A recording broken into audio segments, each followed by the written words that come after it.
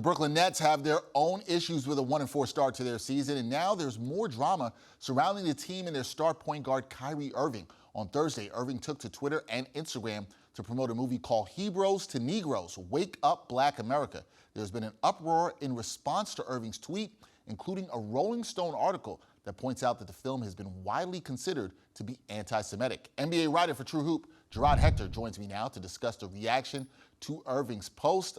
Jarod, how's it going, man? I'm good. I wish I was talking about something other than this nonsense that is Kyrie Irving, but here we are. Here we are talking about nonsense surrounding Kyrie Irving again. We are doing this again. But Jarod, these posts were made by Kyrie, who's a noted free thinker, and Nets owner Joe Tsai took to Twitter to issue a statement on Friday saying that he was, quote, disappointed in Kyrie's support of the film. So what was your reaction to these posts from Kyrie? It's Kyrie doing Kyrie type things yet again.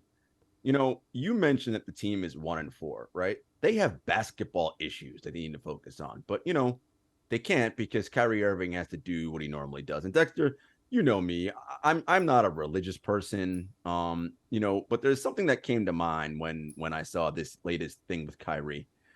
And it's the axiom or the phrase, to whom much is given, much is required. And then I think Spider-Man popularized the phrase, with great power comes great responsibility. I think those are two very apropos things to think about here in this situation.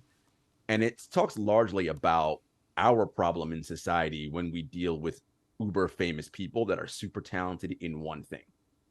When someone is uber famous and super talented in a particular thing, like Kyrie Irving, and has a platform, that fame and that power and that celebrity that we as a society commodify and give them creates this level of invincibility and this belief within a lot of these individuals that they are good at all things and they can speak to all things. Kyrie has spoken about this in the past, this idea of being the voice for the voiceless, which we all laughed at because that's ridiculous.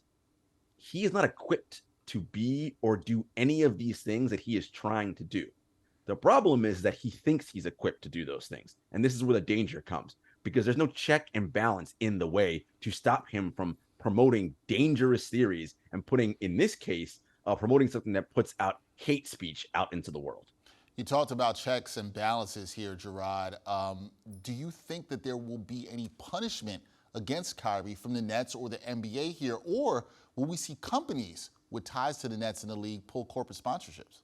I mean, I think, in the age that we live in, I think, yes, there's an opportunity for companies to cut ties with Kyrie. But companies are always going to do what's in the best interest of their bottom line, right? If partnering with Kyrie still brings in dollars, it's going to be tough. Now, we saw what Adidas did with Kanye West, and, they kind of did that kicking and screaming, right? Because Yeezy was bringing in a lot of revenue to that company. So we'll see. And I think the NBA will likely put out hand out some kind of fine. I think the Nets may do something as well.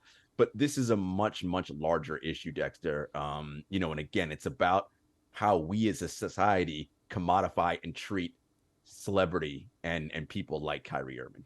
I think when you're talking about the we, many of us, and we put us in this as well too, thought with this being a contract year for Kyrie, that the point guard would be focused on basketball and on his best behavior. So how do these posts impact his future with the Brooklyn Nets?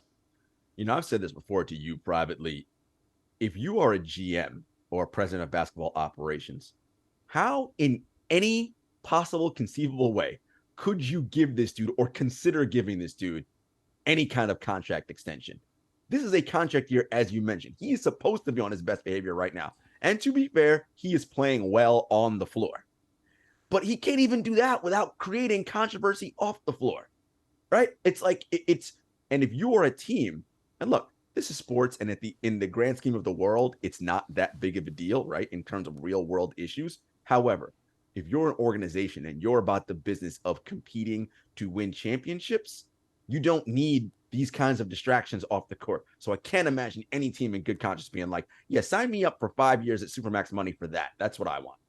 Yeah, it's going to be hard to see, and it's interesting with Joe Tsai's comments on Twitter and what we'll see in a reaction from the Brooklyn Nets or the NBA, what will happen. It'll all be very interesting, but I think there are many people out there that are disappointed in the comments and the post from Kyrie Irving and other people. And as you said, Jarod, absolutely, it's dangerous. There's no doubt about that. That is Jarod Hector, NBA writer for True Hoop. Also check out his work on the 7 Footers podcast.